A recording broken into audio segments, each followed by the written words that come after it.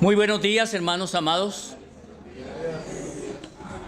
Bien, quiero antes de empezar nuestro tiempo con la palabra del Señor, animar a todos los matrimonios para que podamos reunirnos.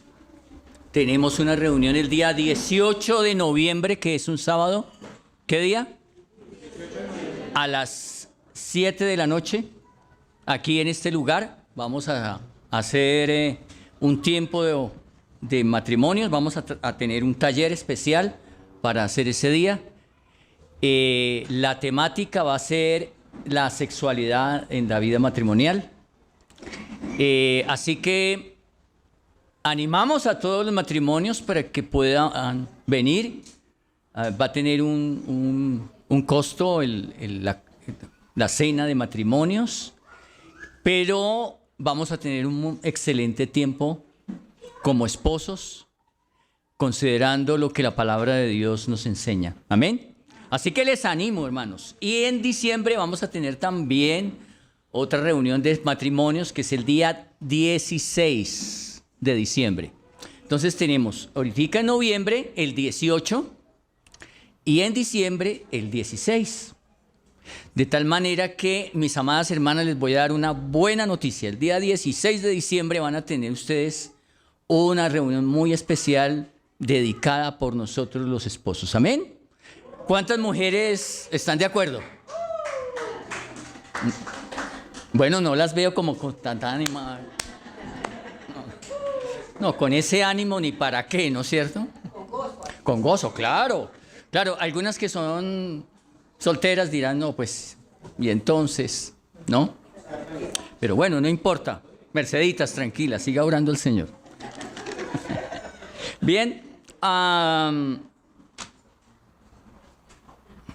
¿Nada? Bueno, no importa. Bien.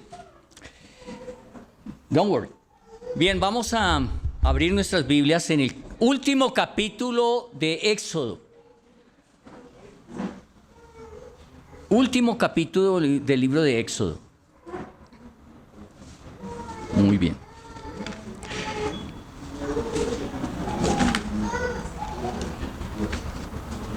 Bien, gran parte de este libro de Éxodo, de este escrito,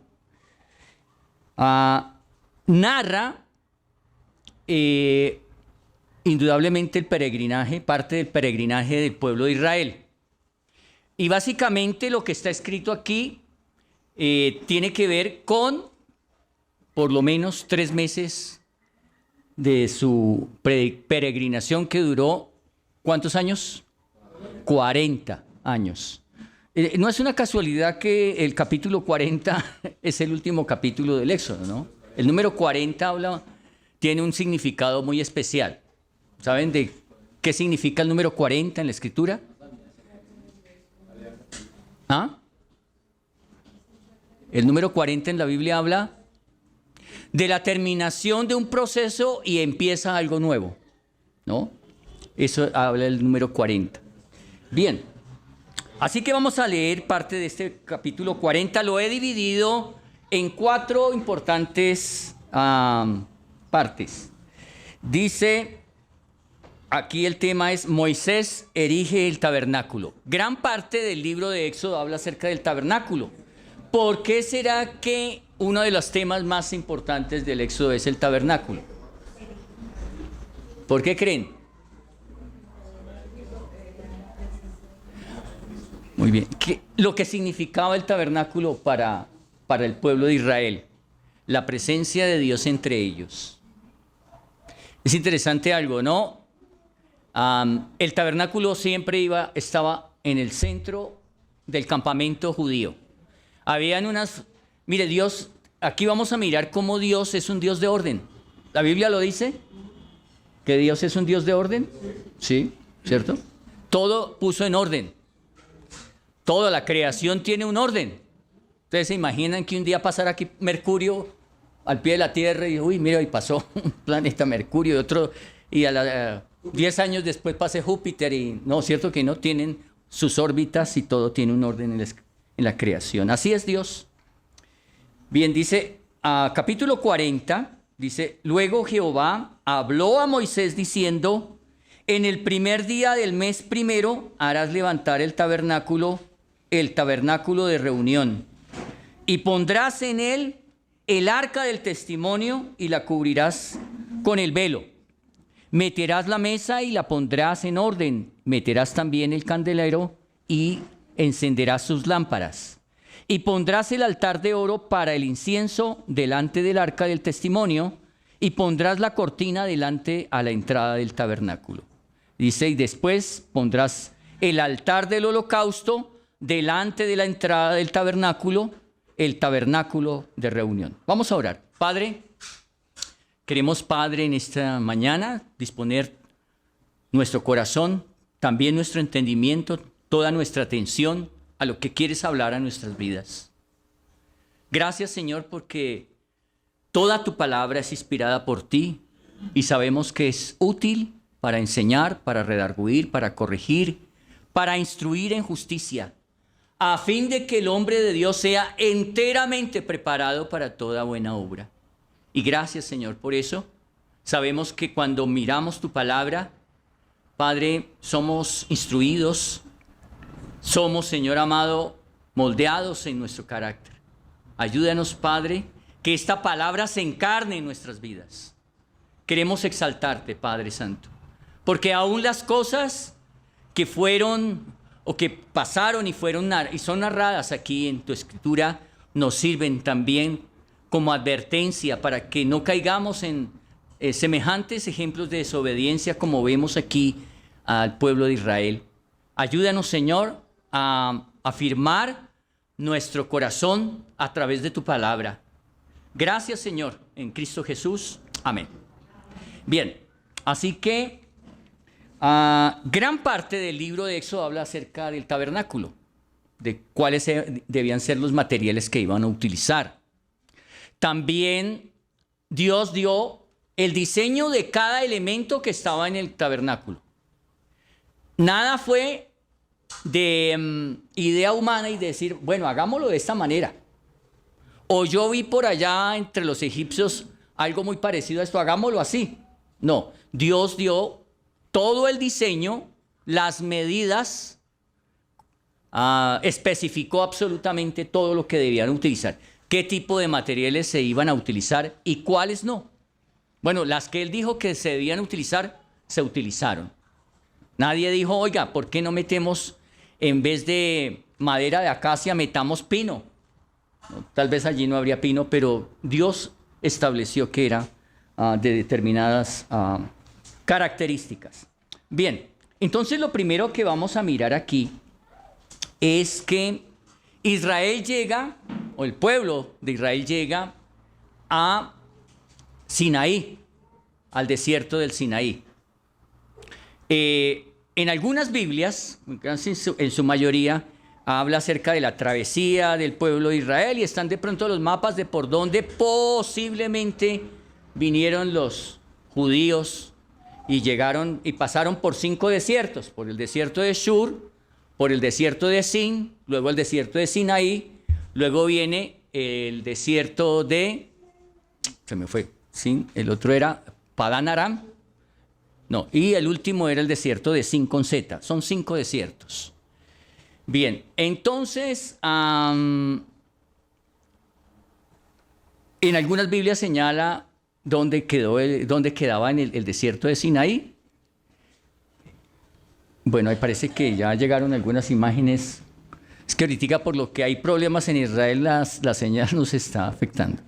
Bien, pero vamos a mirar algo importante y es el hecho de que el pueblo de Israel salió después de la Pascua. ¿Se acuerdan? El día 14 celebraron ellos la Pascua, que fue la última de las plagas. Cayó sobre Egipto y fue la muerte de los primogénitos. Ahí en ese momento el faraón da la orden de que la nación de Israel debía salir. Por fin les dieron la libertad y salieron de allí de Egipto.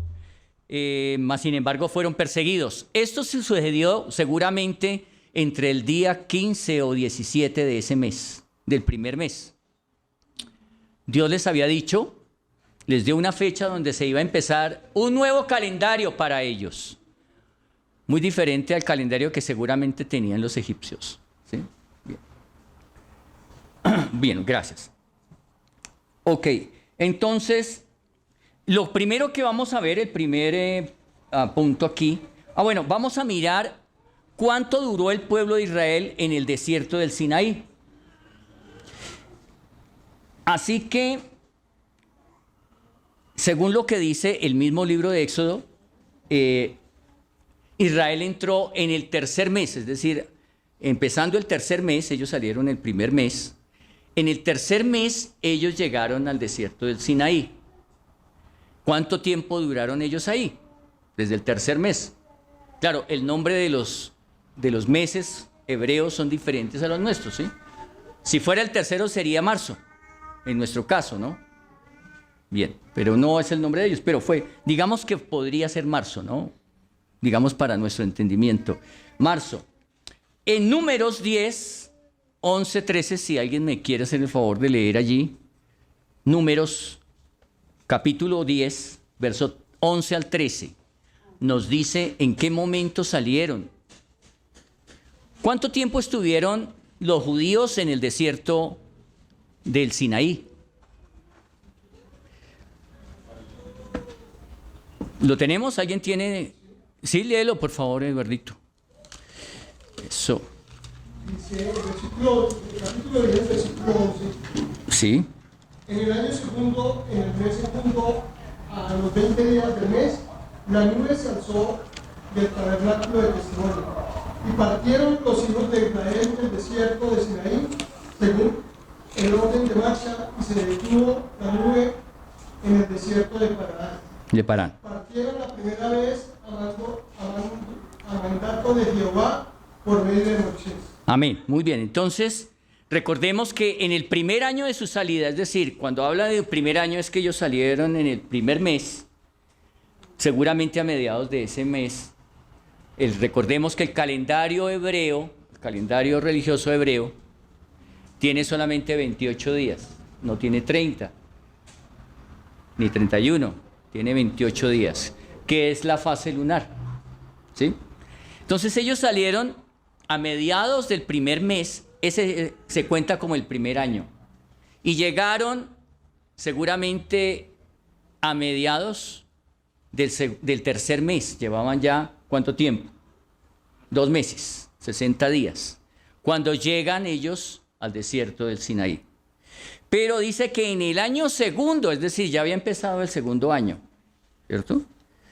En el mes segundo, a los 20 días del mes, la nube se alzó del tabernáculo del testimonio.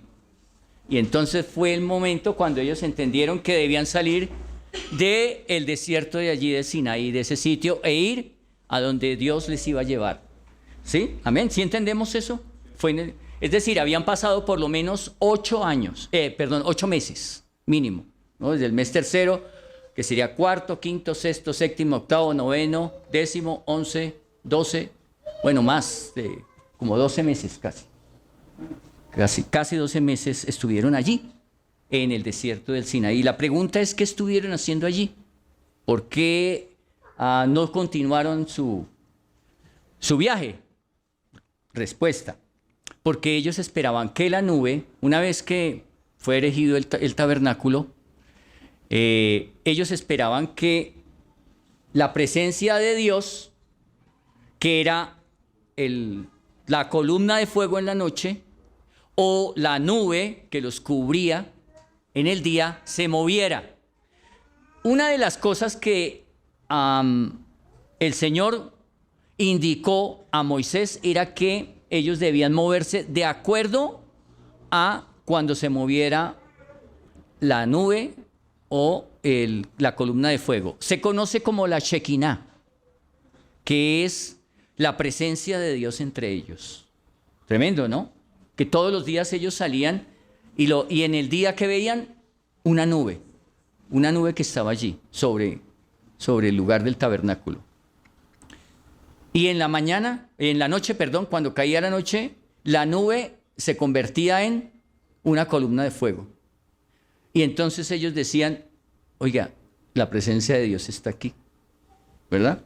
Bien, dice, además de esto, dice que en el año segundo, en el mes segundo, a los 20 días del mes, la nube se alzó del tabernáculo del testimonio. Es decir, ¿era de día o era de noche?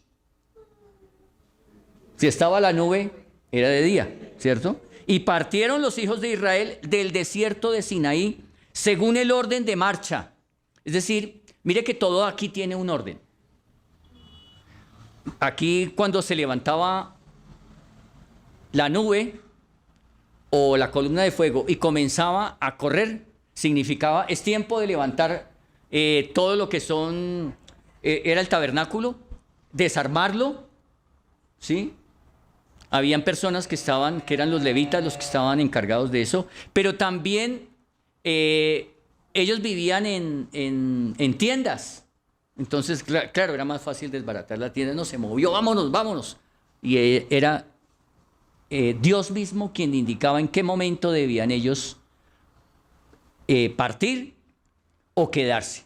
Y llegaba hasta cierto punto y ahí estaba la nube y se localizaba ahí. Y si no corría más era porque ahí era necesario volver a acampar. Bien, dice que estuvieron todo ese tiempo. Y la pregunta es, ¿por qué estuvieron todo ese tiempo? Pues básicamente mientras se diseñó el tabernáculo. Es decir, ahí, después de que Dios da las tablas de la ley en el monte del Sinaí, luego de eso, claro, después de la ley, cuando el pueblo conoce la ley, ¿cierto? Y habla de que la ley iba a traer sobre ellos condenación. Entonces era necesario tener una salida para que no fueran consumidos por la justa ira de Dios. Por esa razón Dios da el tabernáculo, que indudablemente es un símbolo de salvación. De hecho, el tabernáculo es un tipo de la persona del Señor Jesucristo. Eso lo habíamos visto ya. Bien, así que lo primero que encontramos aquí, desde el versículo 1 hasta el versículo 8, es la orden de Dios a Moisés. Y aquí es la orden, ¿no? Dios da unas órdenes. Y él le dice que en el primer día del mes primero harás levantar el tabernáculo. Es decir, cuando habla del primer día del mes primero, está hablando del año segundo. ¿Sí? ¿Sí me hago entender? Está hablando del año segundo, porque ellos salieron en el año primero y ya venían recorriendo, ya terminó ese año, y en el primer día del mes primero harás levantar el tabernáculo. Es decir, cuando habla de que se va a levantar el tabernáculo es que se va a armar ya. Y los otros capítulos anteriores hablan de las características de todos los elementos que iban a estar en el tabernáculo, como el arca del pacto, como también el altar de bronce, como también lo que era la mesa de los panes sin levadura, como era también el altar del incienso, la menorá, que era el candelabro, ¿sí? Con las siete... con las 7, ¿cómo se llama? Brazos, con los 7 brazos, y etcétera. Todo lo que había allí debía estar así como Dios lo había dicho. Entonces miremos lo que dice aquí, porque el capítulo 40 nos habla de algo que ya están listos los elementos, pero ¿dónde van a estar localizados? ¿Cómo se van a colocar? ¿Qué en cada cosa? Muy bien, entonces, dice aquí, levantarás el tabernáculo de reunión, verso 3, y pondrás en él el arca del testimonio y la cubrirás con el velo. ¿Qué es lo primero que hace referencia? ¿A qué? Al arca del testimonio. El arca del testimonio. Bien, el arca del testimonio era como la parte más, llamémosla importante, y la parte de donde iba a estar en cierta manera, restringida para los judíos. Nadie podía entrar allí al arca donde iba a estar el arca del testimonio. Entonces, lo primero que Dios mira que Dios no empezó diciéndole, pondrás la... Porque cuando uno de pronto va a hacer descripción de algo, si nos dijeran, describa este sitio, ¿cierto? Entonces uno dice, bueno, la puerta, empecemos por la puerta es de color tal y hay 2 puertas, hay unas ventanas. No, pero él empieza desde lo más interior, desde lo más santo hasta lo menos. Y aquí empieza con el arca del testimonio. Recordemos que el arca del testimonio tenía unas medidas. Allí dentro del arca habían 3 elementos fundamentales, que eran las tablas de la ley, la vara de Aarón que reverdeció y una taza con porción del maná. Ese maná nunca se pudrió, ¿no? Y todas estas 3 elementos nos hablan de la persona del Señor Jesucristo. Y encima de ello, de esa arca que estaba allí, había una tapa que se llama el propiciatorio, ¿sí? Y sobre esa tapa del propiciatorio venían 2 ángeles que estaban mirando hacia el centro, hacia adentro del... Y todo esto nos habla de la gloria de Dios. Nos habla de la gloria de Dios. Pero también el propiciatorio nos habla de Cristo. Porque básicamente la tapa lo que significaba era que la ira de Dios no iba a ser a través, pues por causa del quebrantamiento de la ley, no iba a ser derramada, sino que Dios iba a ser propicio a través de un sacrificio que iba a efectuar. Y no concretamente ese sacrificio de los corderos y de los becerros que se sacrificaban a diario. Había un perfecto sacrificio que iba a venir. Bien, así que el arca del testimonio debía ser colocada en lo más interior, ¿cierto? El tabernáculo, todo en sí el tabernáculo tenía 3 partes. La primera es cuando uno entraba o cuando el judío venía, encontraba una cortina, ¿cierto?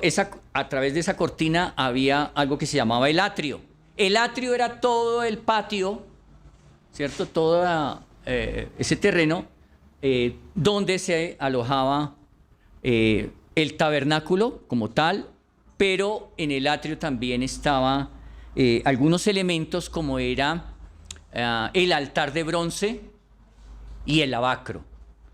Muy bien. Dice que el arca del testimonio debía ser colocada primero. Y mire que Dios es un Dios de orden. Primero el arca del testimonio y debía ser cubierta con un velo. Es decir, ¿para qué era el velo? Nadie podía acceder a él. Y uno pensará, pero ¿cómo así? Es un objeto allí, pero ¿para que nadie pueda entrar? Sí, porque tenía un significado muy especial. Y era la presencia misma de Dios. ¿Alguien puede entrar a la presencia de Dios en ese momento sin ser consumido por causa del pecado?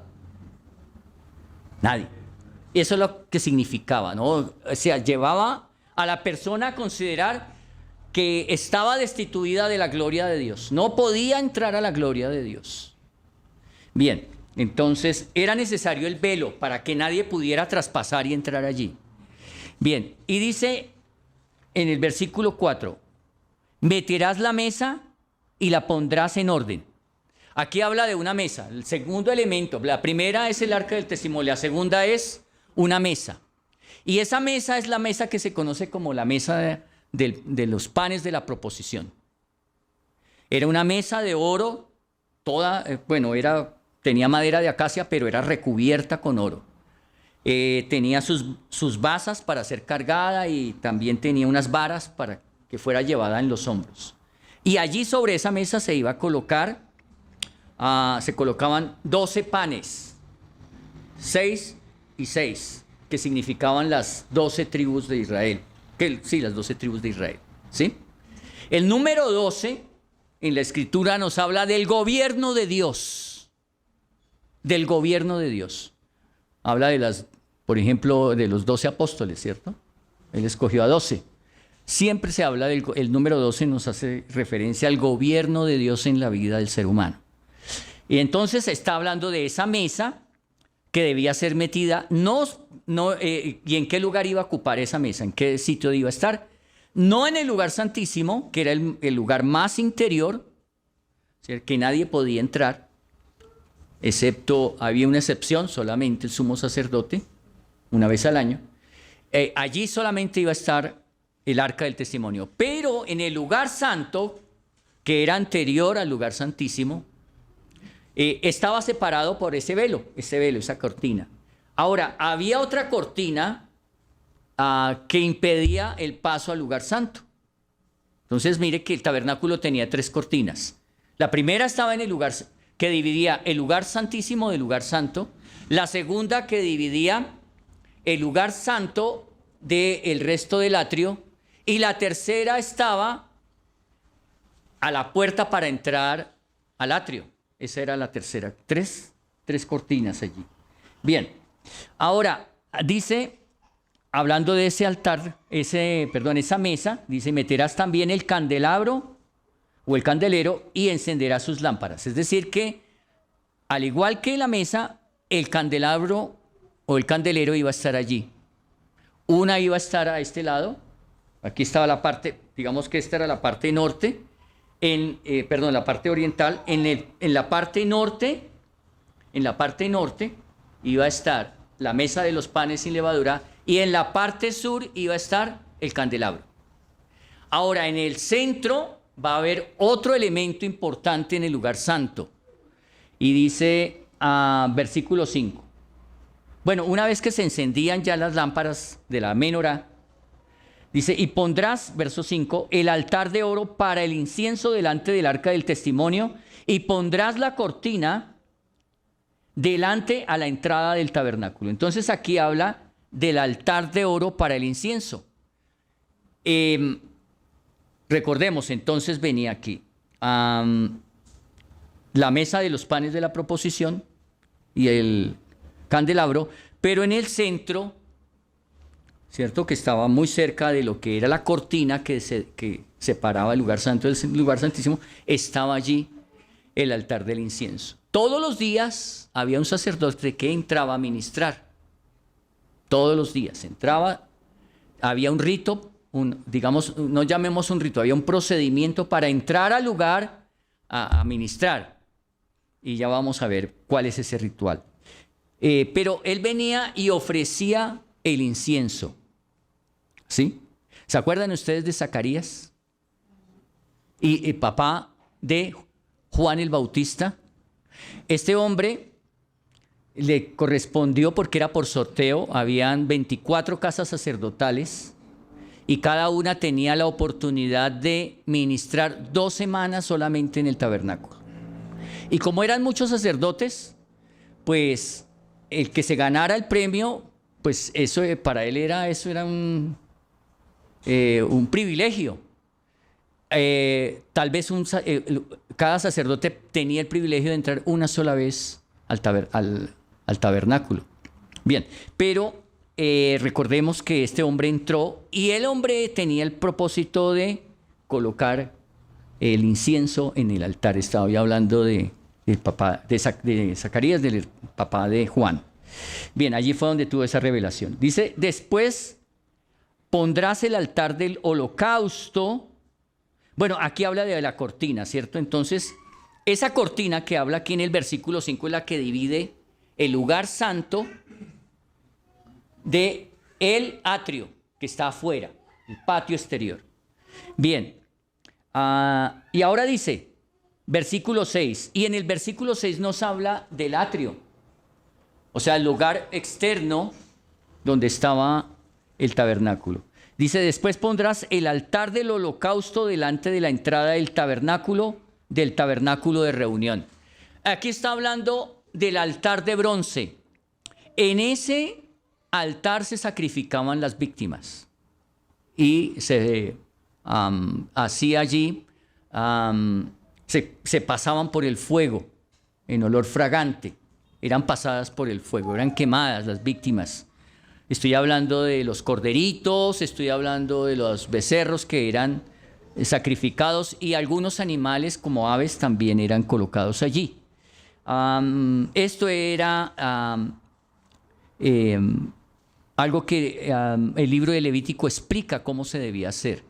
Bien, entonces ese es el altar del holocausto o también conocido como el altar de bronce.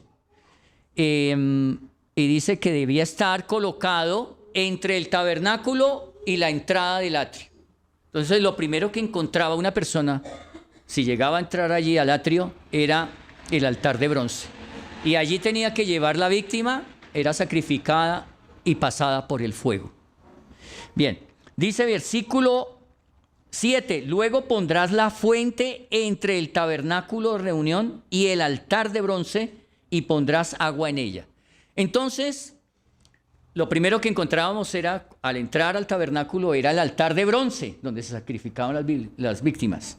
Pero luego, al seguir adelante hacia el tabernáculo, se iba a encontrar una especie de copa grande, por decirlo así, una fuente grande que era de bronce, y allí estaba con agua.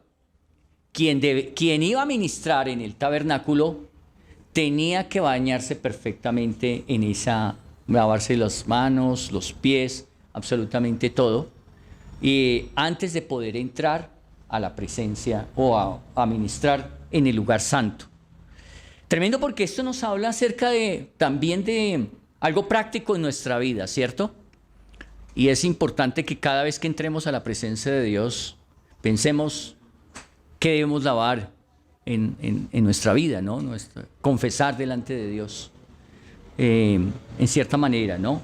Si hemos pecado, y esto nos habla de que es necesario que como creyentes siempre estemos yendo a la presencia de Dios y aún confesando nuestros pecados en todo momento. Amén.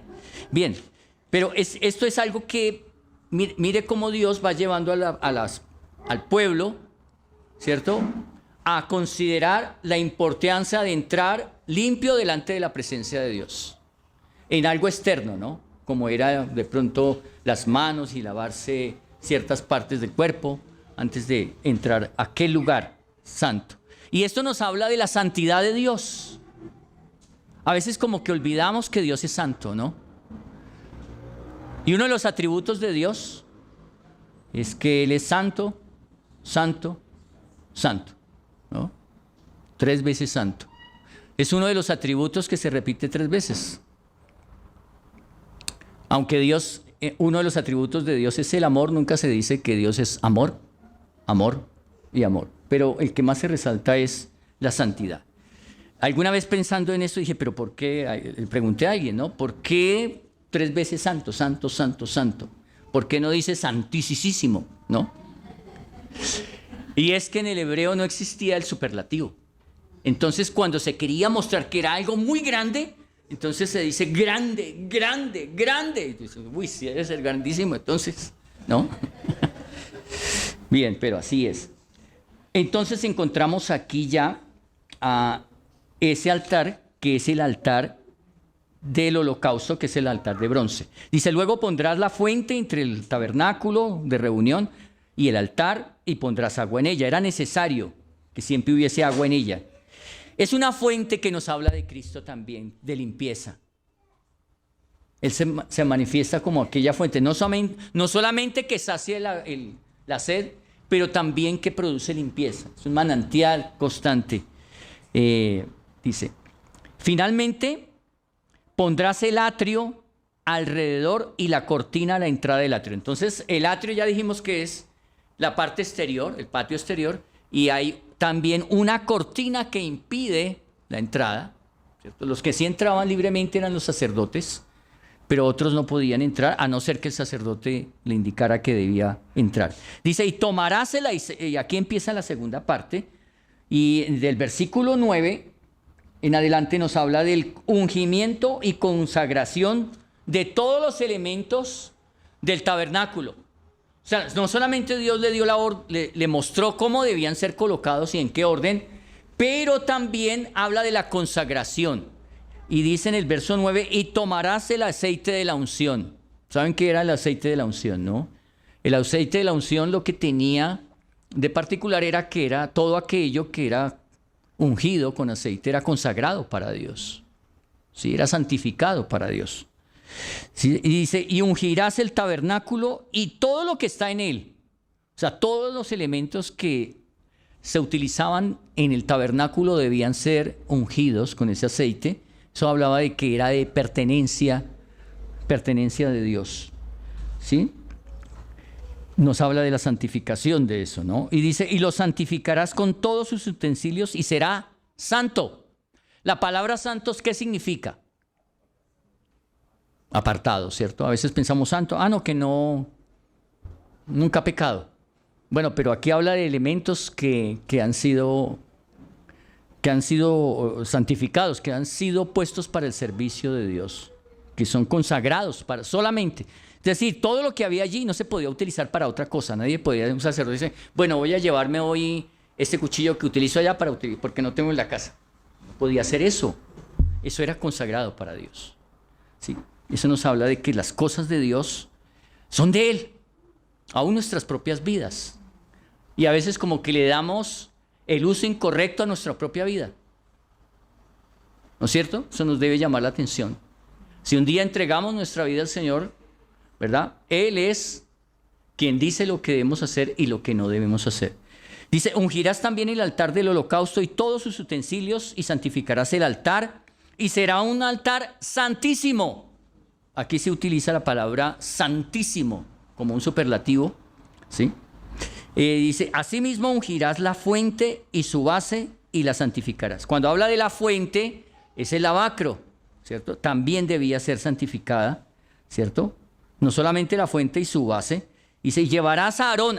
Entonces miremos aquí que en la segunda parte de este ungimiento o consagración, no solamente están los elementos que son de oro, de bronce y de madera y de telas, pero también las personas que están allí. Y llevarás a Aarón y a sus hijos a la puerta del tabernáculo de reunión y las lavarás con agua. Y harás vestir a Aarón las vestiduras sagradas y lo ungirás y lo consagrarás para que sea mi sacerdote. Entonces aquí encontramos al sumo sacerdote Aarón, también lavado totalmente, porque va a ser parte del tabernáculo, ¿verdad? El tabernáculo solo, pues, no se podía, ¿cierto? Había alguien que tenía que ir a ministrar allí a servir. El propósito era mostrarle al ser humano que la paga del pecado es muerte. Todos los días habían sacrificios. ¿Y por qué causa? De sacrificios de animales, por causa del pecado. Dice, después harás que se acerquen sus hijos y les vestirás las túnicas y los ungirás como ungiste a su padre y serán mis sacerdotes y su unción les servirá para hacer sacerdocio perpetuo por sus generaciones. Es decir, no solamente Aarón, pero también sus hijos iban a ser lavados completamente, iban a ser ungidos con aceite, ¿verdad? Porque ellos también iban a servir allí en el tabernáculo. Bien, y versículo 16 dice, y Moisés hizo conforme a todo lo que Jehová le mandó, así lo hizo. Quiero que pongamos mucha atención en ese pasaje, en esa frase. ¿Cuántas veces está en este pasaje esa frase? Bueno, aquí no lo vemos, pero en el pasaje del capítulo 40. Les voy a decir en dónde está. En el verso 16 dice, y Moisés hizo conforme a todo lo que Jehová le mandó. Así lo hizo. ¿Será que Moisés cambió en algo y dijo, pero Dios dijo que esto, que lo pusiera aquí? No, lo voy a poner para allá. ¿Cierto que no? Bien, versículo 19. Levantó la tienda sobre el tabernáculo y puso la sobrecubierta encima del mismo, como Jehová había mandado a Moisés. Segunda vez que lo dice. ¿Cierto? Bien. En el versículo 17, perdón que me voy a atrasar un poquito, dice que en el día primero del primer mes, en el segundo año, el tabernáculo fue erigido. ¿Por qué? porque Dios lo había mandado así. Él no le dijo, mire, no lo vas a hacer en el último día del año. Lo vas a hacer el primer día del mes en el segundo año. Dice que Moisés hizo levantar el tabernáculo y asentó sus basas y colocó sus tablas y puso sus barras e hizo alzar sus columnas. Es decir, en ese día fue levantado el tabernáculo por primera vez. Claro, todo ya tenía sus medidas y ellos sabían cómo debía ir cada cosa, ¿cierto? ¿Qué iba a venir primero, luego lo segundo, etcétera? Dice, verso 19, levantó la tienda sobre el tabernáculo y puso la sobrecubierta encima del mismo, como el Señor le había mandado a Moisés. Verso 20, tomó el testimonio. ¿Qué es el testimonio aquí? El arca del testimonio. El arca que debía estar en el lugar santísimo. Y dice, y lo puso dentro del arca y colocó las varas en el arca y encima el propiciatorio sobre el arca. ¿Cuáles son las varas esas? Pues con las que se cargaba el arca del testimonio, ¿cierto? Y colocó el propiciatorio, o sea, la tapa del arca, como Jehová, versículo 21, ahí está la tercera vez, había mandado a Moisés. Puso la mesa en el tabernáculo de reunión. Es decir, ese mismo día puso la mesa de los panes sin levadura y dice, al lado norte de la cortina fuera del velo, ¿cierto? Es decir, en el lugar santo. Lo puso en el lado norte, ¿sí? La cortina.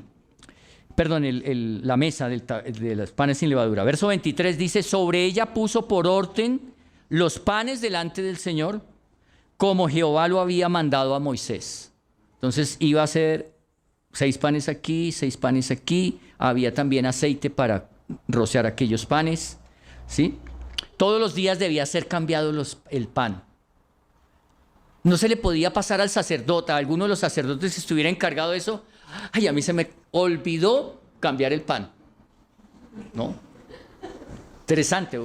Bueno sugieres, ¿no? Bueno sugieres, ¿no? Todos los días debían ser cambiado el pan. Interesante esto, ¿no? Eso también es importante que cada día nosotros, el alimento de ayer fue para ayer.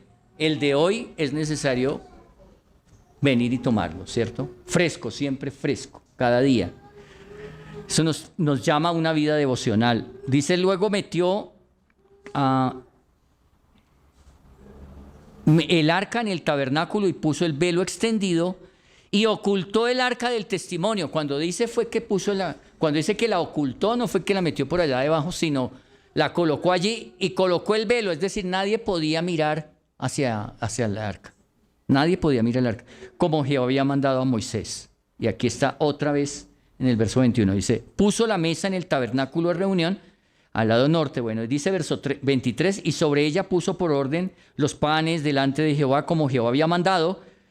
Y aquí se repite nuevamente, como Jehová había mandado. Puso el candelero en el tabernáculo de reunión, enfrente de la mesa, al lado sur de la cortina. Aquí está hablando del candelero, de la menorá, que lo puso en el lado sur de la cortina. Y encendió las lámparas delante de Jehová, como Jehová le había mandado. Quinta vez. Puso también el altar de oro en el tabernáculo de reunión, delante del velo, y quemó sobre él incienso aromático, como Jehová le había mandado. ¿Sí? Puso asimismo la cortina a la entrada del tabernáculo. Esto es el que separaba el lugar santo del atrio. Y colocó el altar del holocausto a la entrada del tabernáculo. Ese es el altar del sacrificio, el altar del holocausto. Dice del tabernáculo de reunión, y sacrificó sobre el holocausto y ofrenda como Jehová le había mandado. 7. Este es el 7 veces. Y puso la fuente entre el tabernáculo de reunión y el altar, y puso en ella agua para lavar. Y Moisés y Aarón y sus hijos lavaban en ella sus manos y sus pies. ¿no? Sus manos habla de nuestras obras y los pies de nuestros caminos, ¿cierto?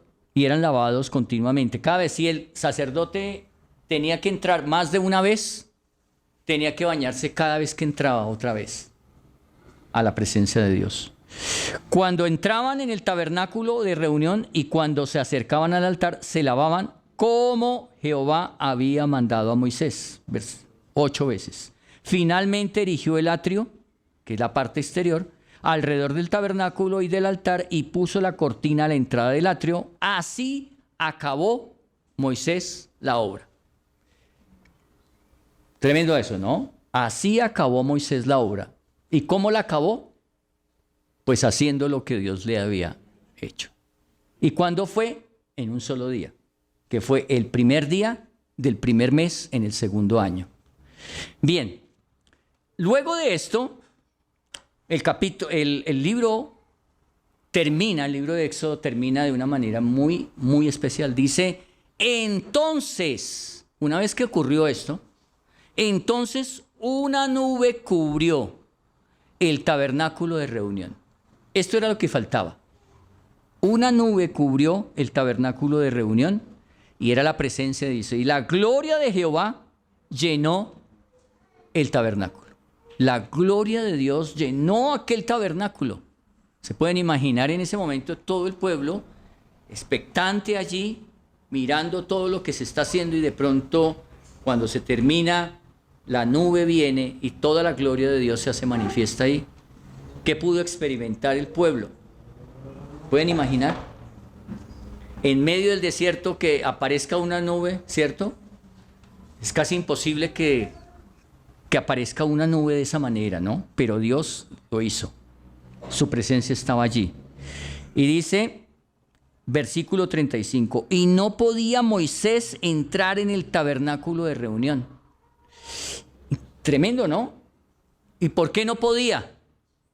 La nube se lo impedía, ¿no? La gloria misma de Dios le impedía entrar, porque la nube estaba sobre él y la gloria de Jehová la llenaba. Pues esto nos habla muy claramente de la imposibilidad del ser humano de entrar en sus propios méritos delante de Dios. No podía hacerlo, ni siquiera Moisés. Aunque Moisés, cuando estuvo allá en el monte del Sinaí, vio algo de la gloria de Dios. Su rostro quedó iluminado, ¿no es cierto? Pero en esta oportunidad no. Moisés no podía entrar. Dios había señalado quién podía entrar y eran los sacerdotes. Pero al lugar santísimo, nadie, excepto el sumo sacerdote en la fiesta de la expiación. Dice, y cuando la nube se alzaba del tabernáculo, los hijos de Israel se movían en todas las jornadas. Es decir, esto de todas sus jornadas es que cuando veían que la nube se levantaba del tabernáculo, significaba, era una clara mensaje de Dios que era necesario, mijito, levantar y trasteo, vamos para otra parte, ¿cierto? Y Dios les llevaba así. Muy bien. Pero si la nube no se alzaba, no se movían hasta el día en que ella se alzaba. Qué interesante esto, ¿no? Porque aquí vemos a un pueblo que está, en cierta manera, direccionado por Dios. Era Dios quien decía. ¿Y por qué Dios de pronto los tenía un tiempo allí? Tenía un propósito, ¿verdad? Pero cuando era necesario salir, los sacaba. Versículo 38 dice, porque la nube de Jehová estaba de día sobre el tabernáculo y el fuego estaba de noche sobre él, a vista de toda la casa de Israel en todas sus jornadas. Es decir, que en todo momento, si ellos salían de su tienda, donde cada familia habitaba, lo primero que veía que era, ¿a dónde tenía que mirar cuando salía? Hacia el tabernáculo. Siempre haciéndoles pensar al pueblo de Israel que la presencia de Dios estaba entre ellos.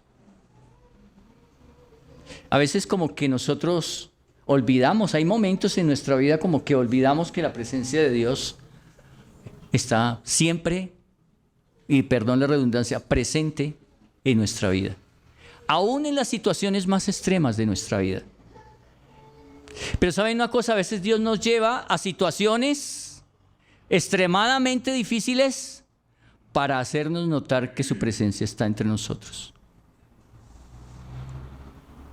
Quizás cuando la vida es fácil, cuando no hay ninguna carga, no hay ningún problema, como que nos olvidamos y nos decimos chévere, ¿no? No ha pasado nada, ¿cierto? Yo vivo chévere. Pero cuando vienen esos momentos difíciles, es cuando ahí nos damos cuenta cómo Dios está presente, ¿verdad? No en vano ellos pasaron por este terrible desierto que dice la Escritura, ¿no? Fueron 5 desiertos que pasaron durante 40 años. Pero en ese tiempo Dios obró en una nueva generación. Dios obró allí y sacó un remanente. Y ellos aprendieron. A veces en esos tiempos desérticos es cuando más podemos sentir la presencia de Dios en nuestras vidas y debemos aprovechar aquel momento para eso. Vamos a orar, hermanos.